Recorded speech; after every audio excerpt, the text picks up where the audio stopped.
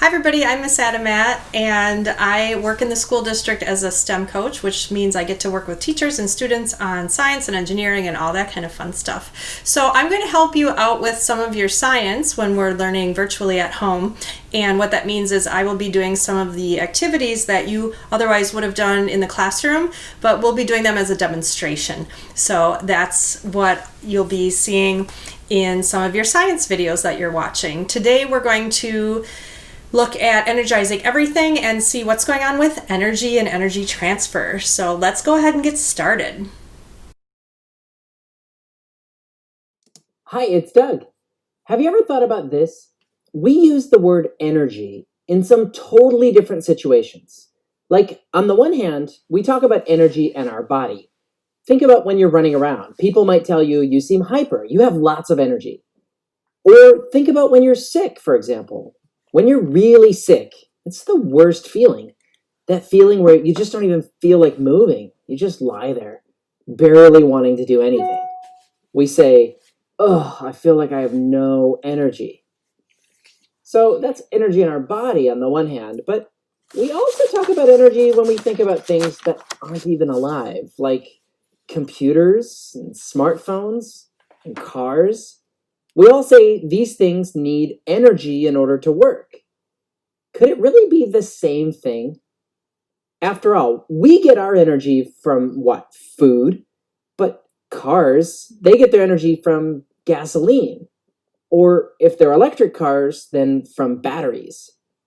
Could it really be that the stuff that's in food, whatever this thing is that we call energy, is really the same thing as the stuff in gasoline and batteries? What do you think?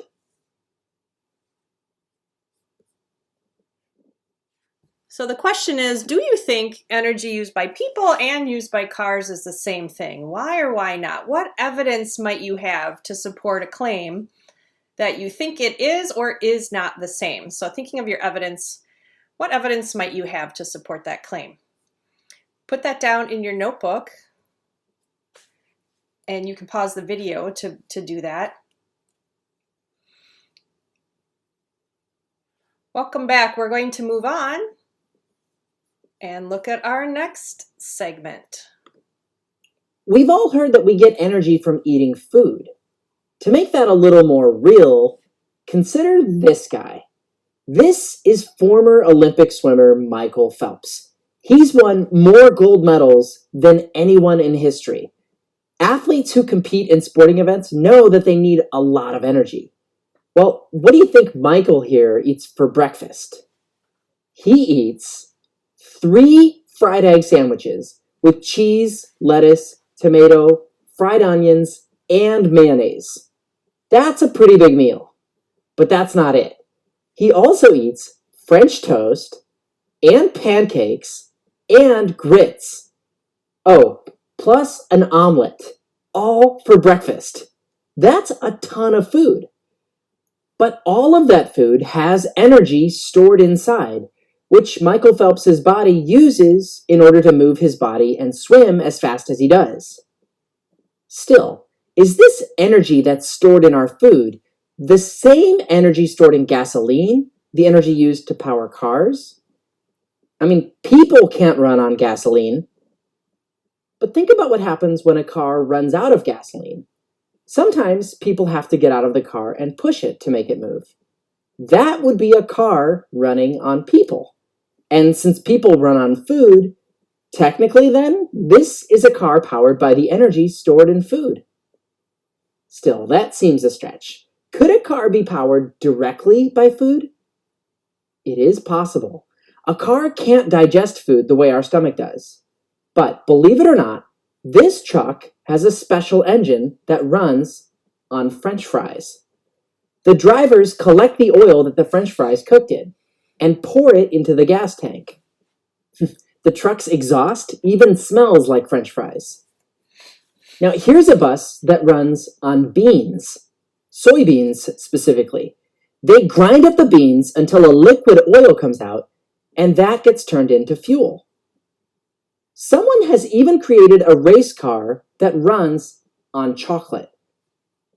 So, just like people use the stored energy in food to move, Cars can use the energy in food to move too.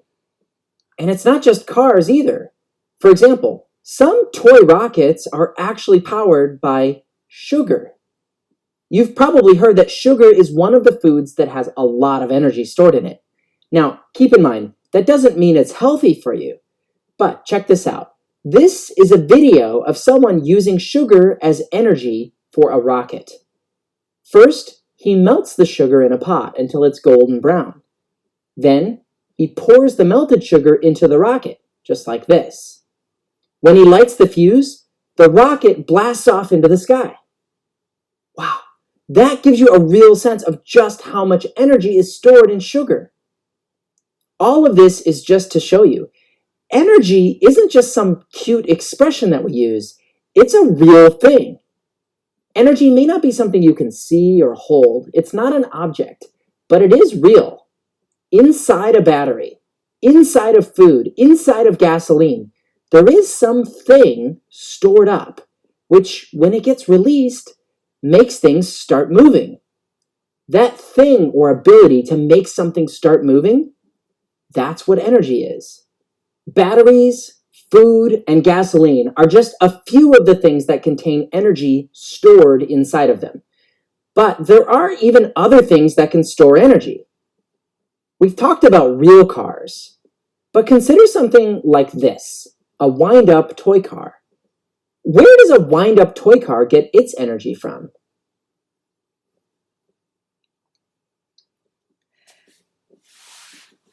What do you think? Where does a wind-up toy car get its energy from? So stop and write your ideas down in your notebook. You can pause the video while you do that and then start the video again.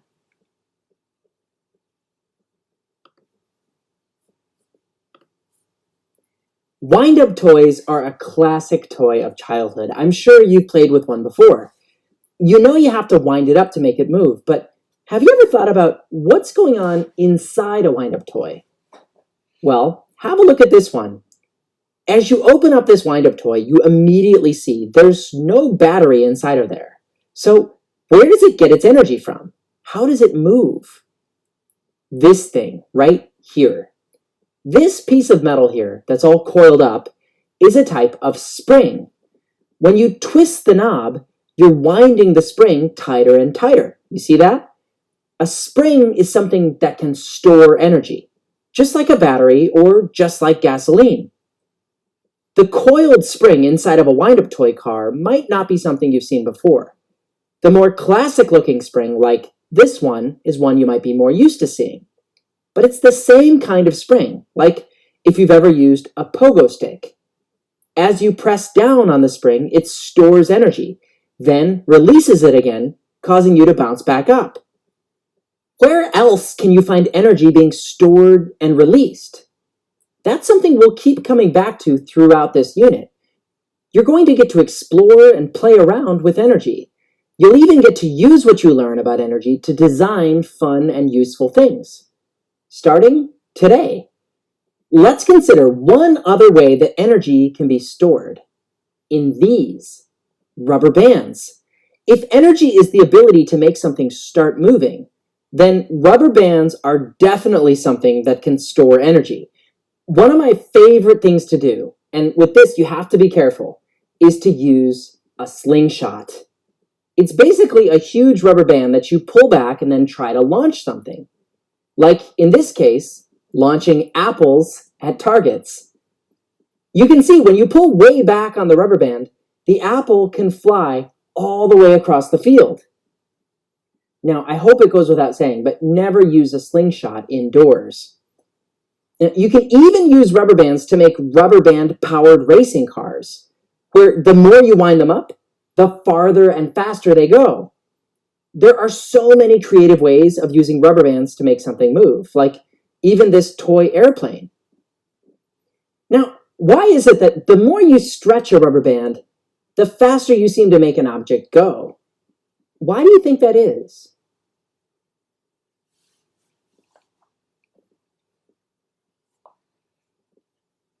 Can you come up with some ideas on why you think the more you stretch the rubber band, the faster the object goes?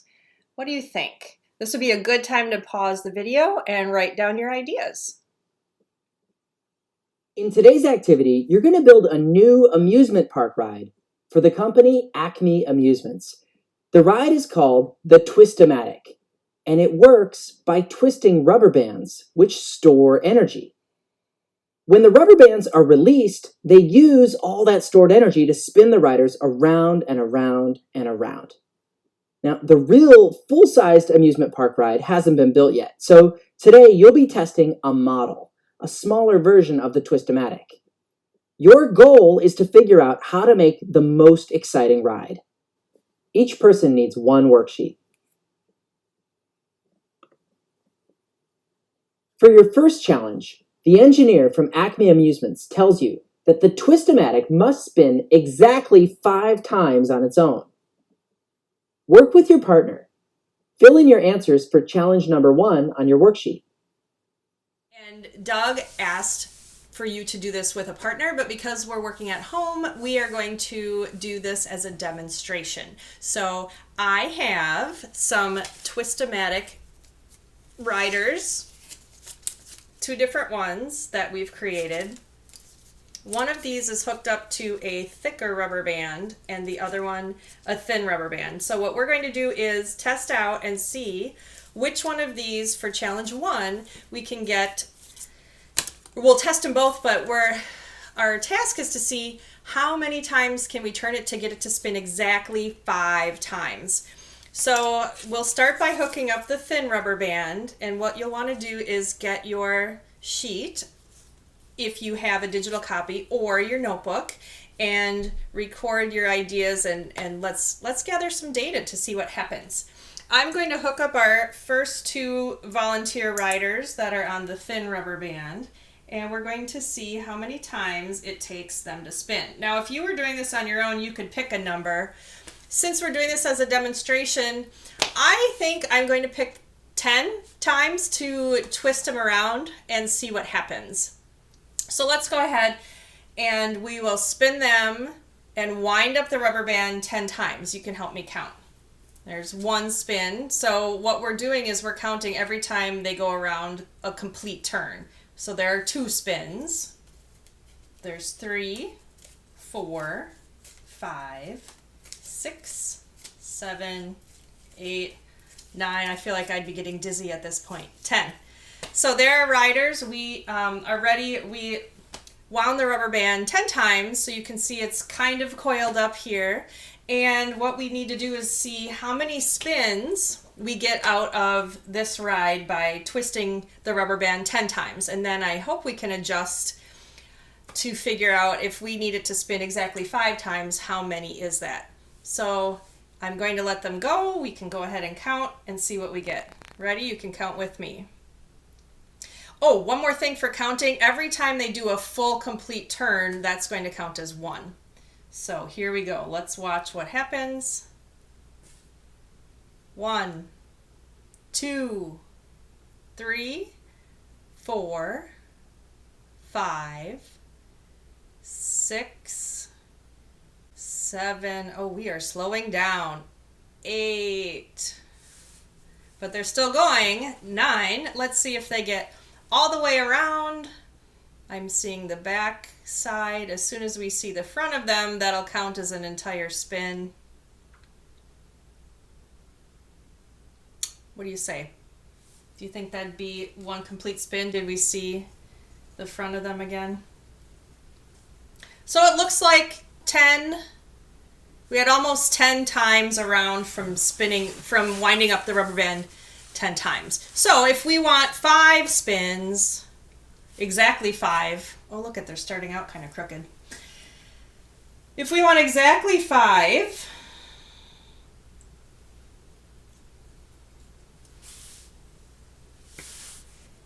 what do you think? Half of 10 is 5. Should we try to spin it 5 times and see what we get? So there's 1, 2, 3, 4, and 5. Okay, so now our goal is 5. Let's see what we get. Let's start counting. 1, 2, 3, They're not going very fast. This is not a very fun ride. 4.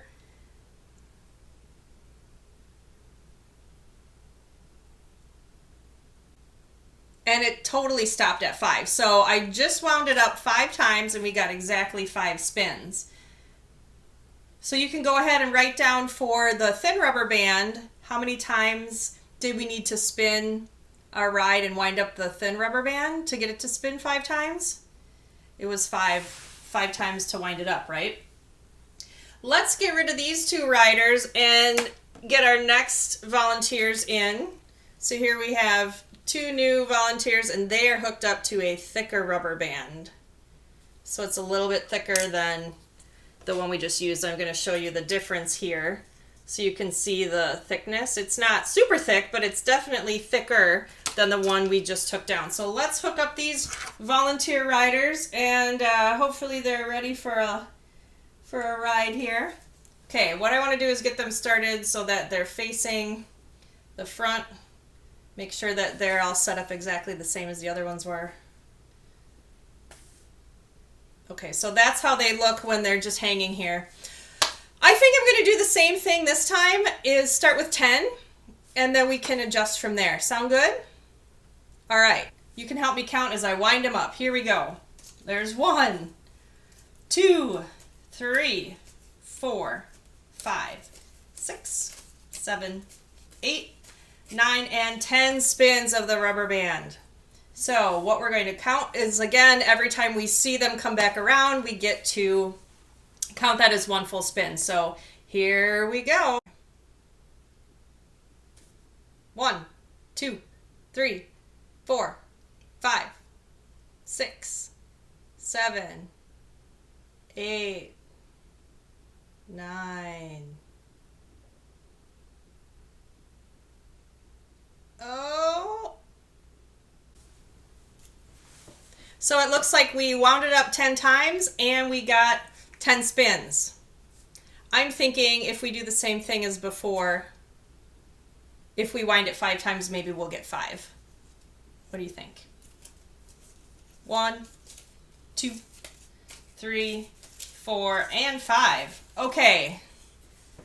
Do you think we're going to get 5 this time? So remember, the rubber band is thicker. Think about what we just were talking about with the amount of energy stored in the rubber band now that we spun it.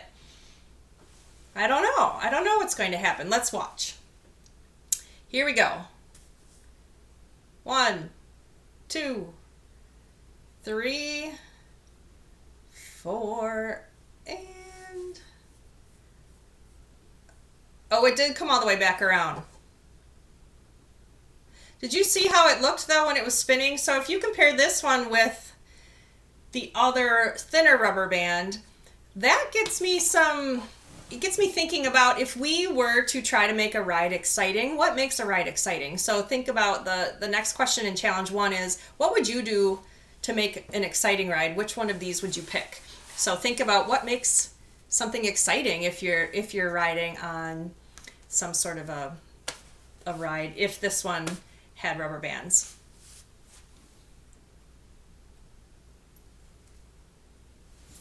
The supply manager for Acme Amusements comes to you with some bad news. It turns out that the thick rubber bands cost a lot of money. So the Twist-O-Matic ride cannot use thick rubber bands. Work with your partner. Fill in your answers for challenge number 2 on your worksheet.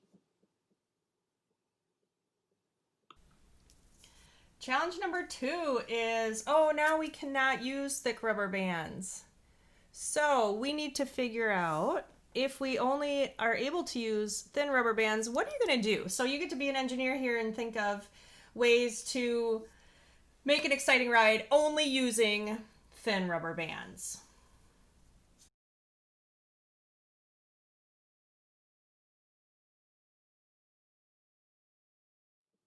Challenge 3. How will you make your real ride go?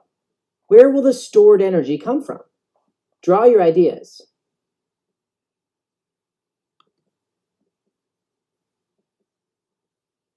Discuss some ideas for challenge number 3.